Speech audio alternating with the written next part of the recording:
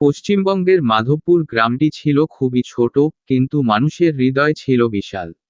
এই গ্রামে থাকত বিজন কাকা, একজন সাদাসিধে কৃষক। বয়স 55 হলেও প্রতিদিন ভোরবেলা উঠে জমিতে কাজ করা তার অভ্যাস। গ্রামে একটা পুরনো কুঁড়েঘর স্কুল ছিল, যেখানে শিশুরা পড়তে আসতো।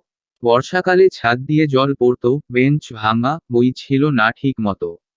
বিজন কাকার মনে দুঃখ হতো এই অবস্থায় দেখে।